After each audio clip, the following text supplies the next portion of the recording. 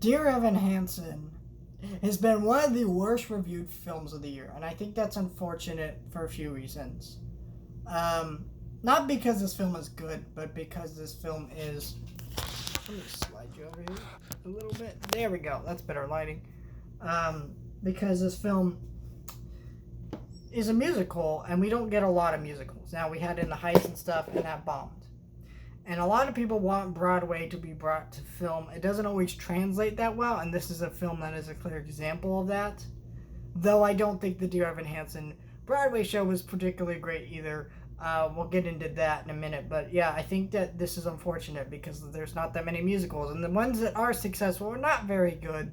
Like The Greatest Showman and things like that. And there's some really great ones that are successful, like La La Land, but for the most part, we get few and far between musicals. When I say La La Land is my favorite movie, my favorite musical of the last decade, I really only can think of In the Heights as another good example of a musical in the last decade. And that's sad. You know, that's a very sad thing. So it comes down to that sort of thing, and I feel bad for, coming hard on this film because I want films like this to be successful, but I also want films like this to be good, which this film is not. So let's get into this. First of all, let's get into the obvious thing. The star of this movie is the star of the Broadway show. Now, on Broadway, you cannot see someone's face very well. You're far from the stage. Well, this movie has constant close-ups of the main character from the Broadway show, the main actor, and he's 30 plus years old. And he looks like a 30-year-old man acting as a teenager. It is awful. It is terrible. And yeah, I mean, it's not the worst thing about this movie. In fact, if this was a good movie, I could possibly ignore this. It would be distracting still, but I could go, it's fine, the movie's still good, but it's not. And that's a big issue there with that. Now let's get into the real issue with this movie. First of all, it's based on a Broadway show that's bad. And I know some people will try to act like the Broadway show was good because they like the music or they relate to some of the themes. And I'm not trying to take that away from you. First of all, I admit the music is very good and very catchy. But the music is good in the sense that it's composed well, it's put together well, it's catchy, the lyrics are well written technically, but not what they mean. Not what the songs mean, what the play means, what any of this thing is about. This is very much a story about suicide that handles it very much as well as 13 Reasons Why, if not slightly better than 13 Reasons Why. 13 Reasons Why is a piece of shit, and this is also a piece of shit. But now we're just trying to figure out which one is less of a piece of shit, and I think it's Dear Evan Hansen. But only slightly, and that's not saying much. Because again, it's still garbage. And I don't want to be this really mean to this movie, because again, I want to like this movie. I want to like a lot of things in this movie. First of all, the performances in this movie are really good. They do excellent jobs in this movie, but it's a really boring movie. And a lot of that has to do with musicals are about showing off. And so like in a movie form, you would show off the dance choreography, the cinematography, and you'd have characters move across the screen. Well, a lot of the music in this movie is characters just sitting down and talking, and they keep showing the same dang footage of these stupid trees. And I get how that relates to the story, but they don't show you new footage of it. It's just the same footage of it, and they keep replaying it, keep replaying it, keep replaying it, kept replaying it, and it's like, stop.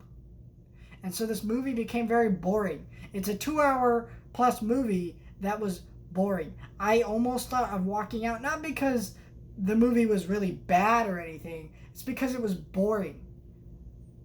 It was boring to sit through. It was tedious. That's the best way to put this movie. It's tedious. I also hate this movie because of a lot of the issues with how it deals with mental health is not very good. I mentioned that just a second ago, but what's really irritating about this movie is we have a story about someone who committed suicide, and it focuses on the family as if they're the victim in this scenario. First of all, it's very clear in this movie that the parents to this child were not very good parents to him and led him to this point. And that's not really touched upon that much. There's hints to that kind of sort of thing. It's not really brought up that much. What I liked about this movie was that it did have an interesting portrayal of grief, where this family is latching on to anything good they can remember about their son, because there were very few things they could remember good about their son. And so they're latching on to this idea that this kid was friends with their dead son, and it's an interesting portrayal of grief. But I also don't like this movie because Evan is a terrible character. He's clearly going through similar issues that Connor had, and except unlike Connor, who very much seems like he couldn't get the help that he needed. That's the issue with Connor, is that people weren't listening to him. Evan has the tools to get better. He has a therapist who's trying to help him. The difference is Evan chooses not to talk to people. He chooses not to get better. And then so when he's brought into this situation where he can get everything he wants without having to work and do anything, of course he leeches onto it. And that's what I don't like about this movie, is that Evan's a bad character. Evan is the main character and you're supposed to fall. It's not just because what he does is shitty, because obviously it's shitty and he learns from it throughout the course of the movie. But it shouldn't have happened that way. Because again, Connor is having the same issues that not the same, but similar issues that Connor had. And instead of dealing with them, because he has the ability to do so, unlike Connor. Connor, it was very clear that parents weren't listening to him and getting him the help he needed and things like that. And so that's what really pissed me off about this movie. Yeah, I can't stand movies like this. Movies that portray mental health so poorly that, teenagers who have similar issues can look at this film and think, wow, I should be more like this, blah, blah, blah. And then they just do dangerous things. And that's why I don't like 13 Reasons Why. That's why I don't like this. This is a terrible movie. And I'm sorry. I wanted this to be good. I wanted this to, be something special. That's what I say about every movie. But, it's, at the end of the day, it isn't. And I have to face the facts and hope that the next musical we get is better than this piece of shit.